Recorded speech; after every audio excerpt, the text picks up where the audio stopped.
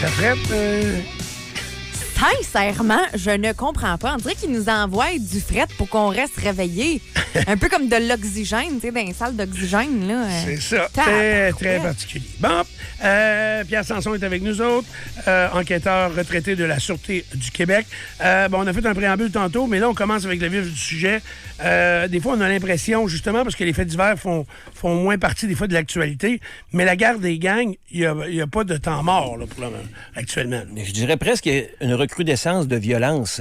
Comme il y avait il y a 18 mois, 24 mois, là, ils sont vraiment actifs. On l'a vu là, la semaine dernière au Cap-Saint-Ignace, où un monsieur qui était un home invasion, une invasion de domicile, où le monsieur est victime d'une tentative de meurtre. Ce qu'on m'a rapporté de sources assez fiables venant du milieu criminel, entre autres, c'est que c'était une vengeance là-dessus, parce qu'en relation avec le meurtre de Yves Guillemette, qui était survenu le 28 décembre là, 2025. Alors, lui, Guillemette, qui a été tué le 29 décembre, c'est ça? Guillemette était relié BFM et la tentative de meurtre. Celui qui est victime d'une tentative de meurtre est bien connu des policiers, bien connu par les gens du secteur. Je dirais, je le décrirais comme une gentille canaille, un gentil voyou. Un bon gars, mais qui a tout le temps été voyou. Mais là, il était victime cette fois-là. Lui, il est relié Hells Angels, selon les informations, et il était victime. Puis ils l'ont manqué ou quoi? Ils l'ont manqué. Ouais. Il y aurait eu une balle dans la tête, sous toute réserve. Ah, mais ça, moi, on me l'a dit, il a été transféré à Québec, puis mais pas de là à lui enlever la vie. Sa vie ne sera pas en danger. Non, pas du tout. Mais pour faire du pouce là-dessus, le 4 avril, Sainte-Marie-de-Beauce, ça n'a pas sorti des médias, puis je ne sais pas pourquoi que ça n'a pas... on n'a pas entendu parler, mais on a eu un épisode de torture assez violente qu'en ce moment, les policiers n'avaient pas encore vu. Sont débarqués, 3 gars sont débarqués, 3 individus, vont m'en tenir là, parce que je ne sais pas s'il y avait une fille dans le groupe, chez un vendeur pour des Hells Angels à Sainte-Marie-de-Beauce. Ils l'ont ligoté, et puis, avec un couteau, ils lui ont percé le dos, ils ont fait des grands traits dans le dos. Je crois que c'est 3 traits dans le dos, assez profonds. On parle de quand même plusieurs centimètres de profondeur, puis ils ont mis du sel dans les plaies. Fait que là, c'est leur nouvelle méthode de torture. Mais ils veulent quoi? Ils veulent rien savoir. Lui, c'est un vendeur pour les Hells, alors ils veulent qu'ils deviennent vendeurs pour eux autres. On a vu dans une prison au Lac-Saint-Jean, où il y a un détenu qui s'est fait crever les yeux. Lévis, la police de Lévis, ont fait deux belles jobs, le 31 mars puis le 13 avril, où ils ont intercepté des jeunes entre 15 puis 21 ans. Là, le 31 mars, il y a eu une information qui venait de la Sûreté du Québec, du Centre du Québec, Masquinongé, près de Trois-Rivières.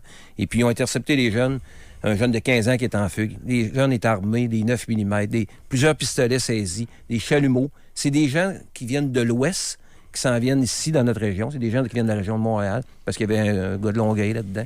Puis ils s'en viennent, ils prennent des contrats, ils s'en viennent dans notre région, puis ils font des jobs, soit pour le vol, ou soit pour qu'ils deviennent vendeurs pour les BFM ou le North Savage Gang. Mais c'est toujours des vendeurs des Hells Angels qui sont visés. Mais je veux souligner le travail de Lévis, parce que le 31 mars et le 13 avril, ils les ont pognés sur le fait. Et je pense que depuis le début de la guerre, Stéphane, qu'on parle depuis 2 ans, du monde qui se font pogner sur le fait, c'est à Lévis. Les policiers, les patrouilleurs, de jour, de nuit, de soir, des fois, on les croise, puis ils vont vite dans le chemin, puis on se dit, où est-ce qu'ils s'en vont? Donc, c'est donc bien dangereux. Ils arrivent sur les lieux, puis ils ramassent ce genre d'individus-là. Fait que je peux lui lever mon chapeau. Ils font des bons jobs. J'ai vu une courte vidéo sur la police de Lévis, tout près de l'animalerie Dino, qui sont débarqués armés. Je sais pas si tu as vu la vidéo. Oui, j'ai pas vérifié c'était quoi, ça? Je sais pas si c'était une poche de moulée qui avait été volée, là, mais je pense pas avoir les policiers avec l'arme au poing, mais c'est souvent une information qui vient de rentrer parce que c'est une relation ou c'est un membre là, qui s'en allait s'apprêter à faire un job comme ça. Mais ils font un bon travail en ce moment à Lévis, mais ça continue. Cap Santé, le 6 avril, 2 jours après l'événement du... Ça non plus, ça n'a pas sorti. Ça n'a pas sorti. Un vendeur, présumé vendeur pour les Hells Angels encore, il y a eu beaucoup de coups de feu sur sa résidence et lui, il était à l'intérieur de la résidence. Les balles, ça a l'air que ça lui sifflait là, tout près de la tête. Il aurait eu très peur. Okay. Les épisodes de violence se poursuivent. Malheureusement, on dirait que le contrôle, les policiers sont pas capables de le prendre. Ils arrêtent les gens. Ils arrêtent sur le fait, sont remis en liberté quelques jours après. Ils repartent dans leur région pour reprendre d'autres contrôles. Est-ce que tu crois que les Hells Angels peuvent être appelés à disparaître? Non. C'est parce qu'ils vieillissent, mais... Non, mais en ce moment, ils perdent beaucoup de poils à bête. Ceux qui font le job de bras, On m'en a parlé un peu. C'est pas des Wayne Gretzky là-dedans. Puis quand on parle de cette île, je voyais de cette île, c'est la ville où il y a eu le plus, la violence a le plus augmenté dans la dernière année. T'es à cette île. T'es pas à Montréal, t'es pas à New York. Là. C'est inquiétant. Mais Il y a encore une ce matin, en passant à cette île, là, dans les nouvelles encore ce matin. Là. C'est quoi? Une fusillade, là, je pourrais te le retrouver, mais j'ai encore ça dans les nouvelles ce matin. Mais il y a plus de violence que, mettons, il y a 20 ans, là, avec des groupes criminalisés comme ça. J'ai l'impression qu'on en entend parler à toutes les semaines, il y a de quoi. Il faut dire que oui, parce qu'avant, il y avait quelques groupes. Aujourd'hui, c'est plusieurs groupes. Ouais. Évidemment, on est plus au Québec qu'on était, mais puis les crimes sont beaucoup plus violents, beaucoup plus barbares. Je sais pas si c'est les jeunes qui écoutent, qui viennent des régions, qui viennent d'autres pays, qui importent ces genres de méthodes de torture-là. Mais tu sais, avant, ça serait à la limite un couteau, des batailles, un coup de poing sur la gueule. Il donnait une volée à un. Mais de faire des stries avec un exacto dans le dos, puis mettre du sel. Puis il y a une vidéo qui circule de ça, au même titre qu'il y avait eu des vidéos qui avaient circulé quand il y avait eu des... L'aurait coupé, moi je l'ai, le vidéo. Celui avec les strips dans le dos, il circule. Il y a beaucoup de bandits qui se l'échangent en ce moment. Aïe, aïe. Je sais pas si ça a rapport, mais c'est quelque chose que le tueur fait dans le film Terrifier 2.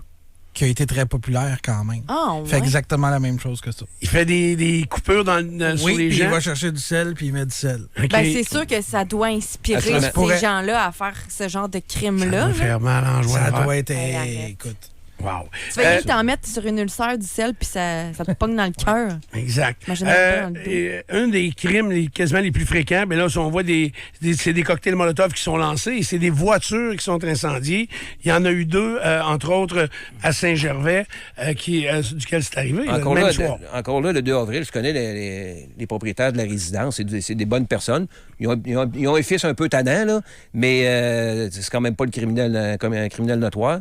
Mais encore là, il y a eu cocktail Molotov, il y a eu incendie sur les véhicules, mais des parents et non pas du jeune. C'est encore une erreur. Est-ce que là, on veut viser la famille? On est-tu rendu à s'en prendre à la famille pour faire peur aux jeunes? J'espère que non. Mais là, quand tu te trompes de véhicule, 2 véhicules en pleine nuit, puis une chance que le père est allumé, il a pris le tracteur, puis il a poussé les véhicules à l'extérieur parce que sa maison... il a tassé les autos pour pas que le feu pogne? C'est ça. Puis c'est un pompier volontaire dans Saint-Gervais. Fait que c'est un allumé, le monsieur. Mais on est-tu rendu à s'attaquer directement aux familles ou c'est une erreur? Mais c'est inquiétant parce que quand on voit, tantôt, on a fait un petit passage sur les agents de services correctionnels. Entre autres, ce qui est difficile dans leur métier, là, c'est qu'ils se font continuellement menacer ou essayer de se faire corrompre. On va te donner ci si tu nous amènes ça. On sait ce que tu restes. Ils sont obligés de vivre avec ça. Puis c'est pas tout le monde qui est capable de vivre avec des menaces dans la vie. Là. C'est une pression qu'ils n'ont pas à vivre. Puis en ce moment, le nouveau crime organisé sont bons là-dedans. À cette heure, je vois qu'ils ont commencé à le faire un petit peu avec les policiers que j'entends. À cette heure, ils vont-tu le faire aux procureurs, aux juges, comme on l'a vu dans d'autres pays? On l'a vu dans la mafia italienne, ils tuaient des juges. En Colombie, au Mexique, c'est incroyable. J'espère qu'on n'en viendra pas là. Mais c'est possible en bataille. C'est inquiétant, certain. Si tu recommençais ta carrière d'enquêteur, est-ce que tu fermerais tous tes médias sociaux? Parce que c'est de là qu'ils peuvent savoir un peu où tu habites, c'est qui tes enfants. Ou... La plupart des policiers ont des faux noms sur les médias sociaux. Okay. Les juges, les procureurs, la même chose. Moi, j'ai tout le temps gardé mon nom, mais je publie rien d'intéressant sur moi. Tu sais, ma sauce à spaghetti, je la mets pas sur les médias sociaux. Ou tu mets pas des photos de ta famille. Non, c'est ça. Il n'y a pas d'intérêt. Puis s'ils veulent nous voir, on est quand même facile. Ils savent où ce qu'on est. Mais par contre, les médias sociaux, on en apprend beaucoup de choses. Puis moi, on m'écrit souvent. Puis à l'époque que j'étais policier, on m'écrivait souvent. Puis souvent, des pires des bandits, c'est la façon de te rejoindre. Écoute, j'aurais affaire à te parler. Je voudrais te dire ça. Par Facebook, madame. Par Facebook, par Messenger. Des bandits qui te contactent. Puis moi, entre autres, j'en avais un dans la région de Bellechasse. C'est quelqu'un qui avait un gros problème de santé mentale. Il m'avait demandé ami Facebook. Je l'avais accepté. Parce que c'est quelqu'un qu'on intervenait souvent chez lui. Mais c'était pas... Tous nos amis Facebook ne sont pas des amis personnels. Non. Tu sais, vous, c'est des fans pour plusieurs ou des amis de longue date. Alors, lui, j'étais son ami Facebook. Il m'écrivait de temps en temps. Mais quand il avait son problème de santé mentale, puis que c'était toujours dangereux d'aller le chercher parce que ces gens-là sont souvent armés, lui, c'était son cas, j'ai envoyé un Messenger. Salut, c'est Pierre. Regarde, je m'en vais chez vous, là, puis je vais t'arranger ça. C'était tout le temps, ben oui, viens-t'en. Puis c'était... Fait que j'évitais des problèmes. Ça calmait un peu. C'est ça, j'évitais des problèmes à des gens qui travaillaient avec moi. Mais tu sais, ça a été plus positif que négatif. Mais comme je dis, Mais puis encore aujourd'hui, si mettons, t'entends parler d'un bandit, mettons que vous allez peut-être aller avoir à intervenir, mettons que tu es encore police, là, est-ce que premier réflexe, ce serait d'aller voir ses comptes Facebook, puis... Vous faites la même chose, les médias. Vous allez voir c'est qui, c'est quoi son visage. Et souvent, quand il y a une enquête, entre autres dans des dossiers de meurtre, ben les policiers vont faire bloquer, vont faire suspendre le Facebook, justement, pour pas que les médias aillent trop chercher de photos ou qu'ils écrivent des choses, des citoyens. Puis comment ils font pour faire ça? Avec la sécurité Facebook. Ils s'appellent... OK, ils ont affaire à la sécurité numéro, Facebook. OK, puis ils sont capables de faire fermer le Facebook du criminel pour pas que ça dérape et ça se déchaîne. Ah, ouais, OK. Je savais pas ça pendant tout. C'est une drôle d'affaire. Ça, c'est drôle parce que tu me parles de voleurs d'outils, de vol d'outils. Moi, j'ai évidemment beaucoup d'amis qui travaillent dans le domaine de la construction. Les trailers fermés ou des fois même cadenassés et qui se font voler. Écoute, c'est un fléau incroyable. C'était un fléau. Puis j'entendais M. Lafrenière, le ministre qui est venu dernièrement à ton émission, tu sais, ils ont parlé de manque de personnel dans les corps de police. Puis la Sûreté du Québec manque beaucoup de personnel, comme beaucoup de corps policiers. Et puis, le crime contre la propriété, là, les intros par infraction, les vols des outils comme ça, c'est pratiquement plus enquêté parce qu'ils ont trop de dossiers d'agression sexuelle ou de crimes contre la personne. Puis dernièrement, j'ai des amis, moi, ils sont dans la région de Thetford. Les jeunes se sont partis d'une entreprise de construction. Tu sais, tu te pars une entreprise. Ils se font voler pour plusieurs dizaines de mille d'outils dans le trailer. Ils ont fait couper les cadenas. Puis ils m'appellent. Tu sais, ils m'appellent pour me raconter ça puis me demander conseil. Puis je lui dis, écoute, as-tu porté plainte à la police de Thetford? Il dit oui. Mais là, il dit, c'est parce qu'on a vu nos outils sur Marketplace. Nos outils sont bien identifiés. On les a reconnus. Il dit, qu'est-ce qu'on fait? Ben, je dis, retourne voir les policiers, puis dis-leur ça, voir ce qu'ils vont faire. Fait que les policiers, ben, disent, écoute, nous autres, on n'a pas le temps. Ça ira pas avant au moins une semaine. Fait que là, le jeune, ben, ses outils, il veut les récupérer. C'est bien beau, les assurances, mais c'est jamais parfait, les assurances. Fait que là, j'ai dit, ben, prends contact avec, par Marketplace. Puis en tout cas, bref, faire une histoire courte, il a réussi à rentrer en contact avec les bandits qui étaient dans la région de Mascouche, qui étaient venus voler dans la région de Thetford. Et là, je lui ai dit, écoute, va voir les policiers de Mascouche, voir qu'est-ce qu'ils vont faire avec ça. Mais les policiers de Mascouche, ils ont du monde, puis ils ont donné un bon service.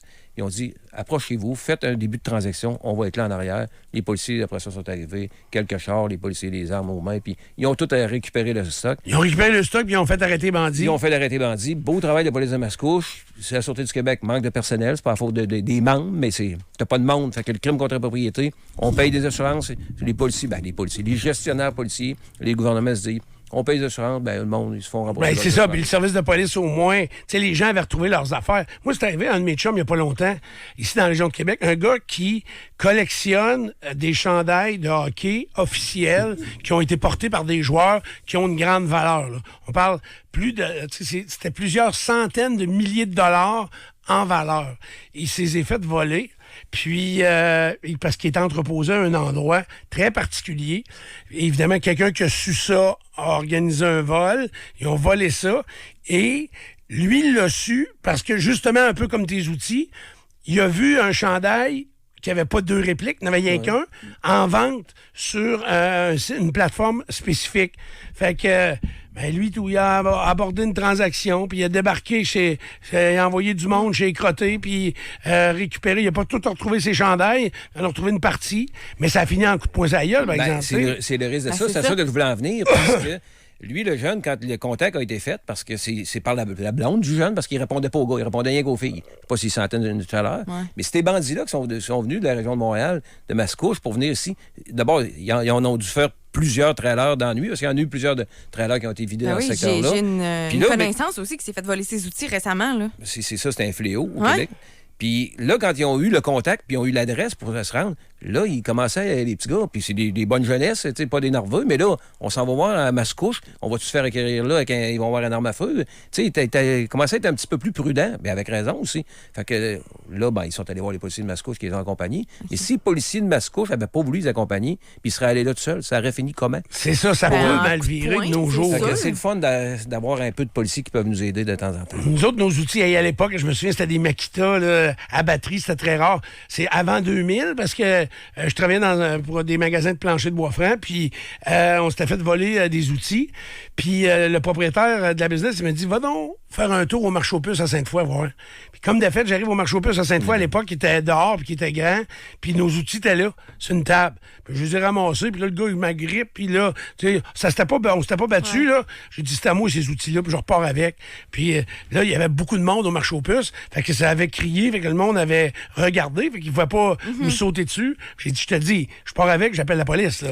On avait peur de la police à cette époque-là. À cette heure, des fois, ils n'ont pas tant peur, les gens. Une chose qui s'est perdue avec les années, c'est qu'avant, on burinait nos objets importants. Oui, c'est ça, moi, c'est exactement Puis, ça. je pense que tu ne dois pas avoir connu ça, Non. Mégane. Bon, on allait dans nos postes de police du coin, puis on empruntait le burin, puis on marquait notre numéro de permis de conduire. Fait qu'après ça, une TV, un outil, c'était plus difficile à vendre parce que le receleur qui voulait l'acheter, c'était plus dur. Là. Mais ce que j'allais dire, c'est justement, fait que, dans le fond, pour se protéger, n'importe quel entrepreneur devrait marquer ses outils d'une façon ou d'une autre pour être sûr que s'il s'est fait voler puis qu'il les voit, il puisse les identifier d'une certaine façon. De plus en plus, ça là. se fait. C'est pas le choix. Ben justement, l'autre fois, je travaillais avec quelqu'un, puis j'étais comme, pourquoi il y a son nom écrit partout sur tous ces outils, là? Il est tout le temps avec lui. Mais en même temps, je comprends l'importance de le faire, surtout quand tu as pour des dizaines de milliers de dollars d'outils. Ah, puis les gars, ils les laissent plus ces chantiers. Ils essaient à cette heure de traîner leurs affaires. Ben oui, mais je comprends. En étant en mouvement, Mais même si le trailer, il est dans ton entrée, un cadenas est si vite brisé. Oui, c'est ça qui est triste. Pierre, deux affaires qui sont reliées un petit peu. Et là, c'est sorti du DPCP la semaine passée. Donc, il y a un juge qui a été réprimandé parce qu'il a fait des commentaires sur des gens provenant de l'immigration qui avaient des règlements bonbons qui leur étaient appliqués. Puis, en même temps, y a-t-il une augmentation des crimes par des gens provenant d'ailleurs ici? Évidemment, ils sont beaucoup plus nombreux, mais est-ce que c'est équivalent à un pour l'autre, là? On marche toujours sur des œufs quand on parle de dossier d'immigration. Hein, on ne veut pas se faire mettre le chapeau de racisme, ce qui n'est pas mon cas du tout, vraiment pas. Là. Mais il faut voir que, oui, il y a beaucoup d'immigrations qui sont rentrées au Québec, au Canada, mais principalement au Québec depuis des années. On le voit par le chemin Roxane, on voit beaucoup de dossiers. Puis ces gens-là, on parle beaucoup d'éduquer les hommes par rapport aux femmes, la violence aux femmes, au féminicide, mais je pense qu'il va falloir commencer à parler aussi d'éduquer les gens qui proviennent d'ailleurs, nos immigrés qui arrivent beaucoup pour nous aider, la plupart vont nous aider, mais que c'est pas le même contexte que dans leur pays au niveau de la violence, au niveau de la criminalité, au niveau des règles. Il va falloir qu'ils s'adaptent à nos règles parce qu'en ce moment, les policiers avec qui je parle, la grande majorité de leurs suspects sont des immigrés. Peu importe l'endroit, je nommerai pas les endroits précis. Dans les palais de justice, on voit la grande majorité des immigrés. Et en plus, le juge, pour faire le parallèle à ce que tu me parlais, dans la région de Montréal, lui, il a sermonné un procureur du DPCP, puis il a sermonné le DPCP, parce que quand il y a des dossiers avec des immigrants, souvent, il va régler ça avec au sommaire qu'on appelle, pour que ce soit 6 mois et moins comme sentence, pour éviter la déportation de cette personne-là. Alors, tu sais, c'est un privilège qu'un immigrant a par rapport à quelqu'un, un bon Québécois, qui est un bon ou un mauvais Québécois, qui vit ici, et on garde quelqu'un qui commet des crimes, alors qu'on aurait pu tout de suite le déporter. C'est aussitôt qu'il y a un crime de commis, moi, je pensais que c'était systématique, mais si, comme tu dis, et c'est ce que le juge reprochait au DPCP, la sentence est moins de 6 mois, ça ne change rien dans son processus de demande de vouloir rester ici, là. Étant donné, puis on le voit au niveau des Amérindiens, eux autres, les Inuits, entre autres, vont faire des sentences qui vont être plus bonbons parce que pour eux autres, c'est plus difficile à vivre à l'intérieur des murs. C'est comprenable, je pense. Mais par contre, dans notre région, Québec, Montréal, etc., nos immigrants qui s'en viennent ici pour y vivre, puis bon, ça, je pense que la loi devrait être faite, la loi faite pour tout le monde. Exact. Pierre, maintenant, parlant police, puis M. Lafrenière l'a dit sur nos ondes la semaine passée, l'espérance de vie est 10 ans plus court chez les policiers. C'est vrai? Ça, là-dessus, M. Lafrenière, il est appuyé là pantoute. Oui, ça l'a déjà été. Puis je l'écoutais qu'il avait collaboré, entre autres, à la série 19-2, puis on voyait là-dedans des policiers qui rentraient au travail bien chaud. Là. Moi, je suis rentré en police en 89, puis j'ai jamais vu dans mon travail quelqu'un arriver bien chaud. Puis s'il avait rentré au travail en état de boisson, il aurait ressorti, il y a quelqu'un, un policier qui a arrêté de le reconduire chez lui, assurément. Mais le mode de vie des policiers a changé. À l'époque, dans les années 70, dans les années 80, on voyait des gros policiers. Tu sais, ça s'entraînait plus. La nourriture, le monde ne faisait pas attention. Pas juste les policiers, mais le monde mangeait du rôti de lard, des patates jaunes, puis tremper notre tranche de pain dans le gras, on faisait ça. Aujourd'hui, ça se fait plus. Les policiers font plus attention. Le niveau de stress, il n'est pas pire qu'un médecin ou que vous autres qui êtes travailleurs autonomes, de savoir mon emploi demain, puis j'ai une hypothèque à payer, etc. C'est un gros niveau de stress, ça. Un très gros niveau de stress. Alors, il n'est pas pire. Non, puis j'ai contre-vérifié pour être sûr, avec des gens qui font partie des syndicats. Et non, il y a plus de 10 ans, là, c'est beaucoup plus... c'est beaucoup plus rapproché à la normale. Oui. Par contre, ce qui s'ajoute, il y a plus de suicides. Oui, un peu. Pourtant, c'est ça, il y a moins de suicides en 2026 qu'il y en avait en 2000 au Québec. C'est bizarre, tout le monde pense qu'il y a plus de suicides. Ça s'est amélioré. Ça s'est amélioré, mais au niveau policier, il y en a un peu plus. Mais la plupart des suicides n'est pas relié à son travail. C'est des problèmes d'argent, comme j'ai déjà dit, ou des problèmes amoureux. Mais c'est pas... Par contre, les accidents de la route, c'est une des causes qu'on peut voir beaucoup là, dans des policiers qui meurent en service. C'est là l'accident de la route du policier à la Côte-Nord. Moi, j'étais pas... C'est où c'est arrivé, ça? Port-Neuf-sur-Mer. OK. Anaïs Fortin-Cousin. Je souhaite d'ailleurs mes sympathies à sa conjointe, qui est Valérie Roy, qui a travaillé avec moi à Bellechasse, une policière aussi, une bonne jeune policière, qui est aujourd'hui dans la région de Montréal. D'ailleurs, il va y avoir des funérailles civiques le 29 avril prochain à Montréal. Puis c'est quoi? Elle se rendait sur... je me souviens pas. C'est dans le cadre de son travail, mais pas sur un appel d'urgence. OK. Avec une voiture de patrouille? Avec une voiture banalisée. OK. Voiture d'enquête. Parce que des fois, quand il y a des appels, on le voit, ça roule vite, ça va vite, on passe sur des feux rouges. C'est un choix de société qu'un jour, il va falloir faire, parce que on se fait dépasser par des véhicules d'urgence, que ce soit ambulances, pompiers, policiers, à des vitesses des fois qu'on trouve démesurées, mais ça paraît toujours pire à cause des gyrophares et des sirènes. Mais tu as le choix, là, Stéphane. Tu es chez vous, là, puis là, on le voit en ce moment avec toutes les invasions de domicile, puis à peu près 1 sur 2, ils font une erreur. Fait que si tu vois 2-3 jeunes débarquer chez toi là, avec une paire de ciseaux, puis un chalumeau, puis armés, puis tu t'en vas te recroqueviller dans ton garde-robe, mais dans ton cas, ça serait peut-être plus... walk-in. Un walk-in, c'est ça. Ou bien, tu t'embarques pas en dessous du lit, là. Non. Mais sérieusement, puis tu fais le 911, t'espères que les policiers qui vont s'en venir, ils feront pas le stop. T'espères qu'ils arrivent au plus vite. Mais ça, c'est un exemple banal, mais si ton enfant est en train de s'étouffer, t'espères que l'ambulance arrive au plus vite. Exact. Mais sur le lot d'appels qu'ils ont, c'est des services d'urgence, ça peut arriver qu'il y ait un accident à un moment donné, puis une fâcheuse accident. Alors, qu'est-ce qu'on fait? On prend le risque? Oui, mais comme conducteur, comme conducteur, moi, c'est drôle, hein? Je vais avoir tendance à, par exemple, si je t'arrêtais un feu rouge, à me tasser vraiment rapidement ou à trouver de l'espace. Quand c'est un camion de pompier ou une ambulance, un policier, on dirait que c'est des fois, tu dis, calme-toi, ça presse moins. C'est vrai, hein, des fois, c'est pas... Je pense que le subway est pressant, c'est ça? Oui, mais non, mais... non, mais ce que j'allais dire, c'est que aussitôt que tu vois un véhicule d'urgence, tu as le devoir de te tasser. Puis, tu sais, ça reste que j'imagine que vous devez regarder, vous devez pas traverser à rouge de même sans regarder non plus, pas faire de stop. Tu sais, ça reste que si, en plus, il y a les gyrophares et il y a du bruit, on s'entend qu'on prend pas ça à la légère. Là. Mais le réflexe des conducteurs n'est pas tout le même. Non, je sais. Pas tous des Gilles Villeneuve là, qui sont au volant, là, on le voit. Là, je sais, mais tu sais, normalement, il faut que tu sois attentif, tu regardes dans ton rétroviseur, puis si tu vois un véhicule d'urgence, tasse-toi, comme tu dis, ça peut être un enfant qui est en train de s'étouffer ou quelqu'un qui vient de faire une crise de cœur, puis il y a quelques minutes à peine pour que l'ambulance puisse arriver puis intervenir rapidement. Fait que toi, tu avais souvent une voiture banalisée. Ouais. Est-ce que ça, c'est encore plus difficile de se faire voir? C'est très difficile. À cette heure, il y a plus de gyrophares cachés, c'est un petit peu plus facile. Mais il faut être prudent. Oui, on y va en urgence, mais il faut être prudent. Mais par contre, ça presse. Quand les policiers vont là, ça presse. Ils n'utilisent pas ça pour aller au subway, comme blague. Là. Mais puis j'ai déjà raconté, je pense à toi, c'est que souvent, tu partais avec les gyrophares, puis tu as des gens qui te suivent. Tu as des voyeurs là, qui suivent l'auto de police. Là, tu appelles parce qu'ils rentrent quelque chose en live, puis finalement, ça se cancelle parce que c'est un faux appel. Tu fermes les gyrophares, puis tu arrêtes tout, mais tu t'en allais manger. Ouais. Moi, ça m'est arrivé dans le début de ma carrière. Puis on s'en allait manger, puis on a tourné quelques kilomètres plus loin au restaurant.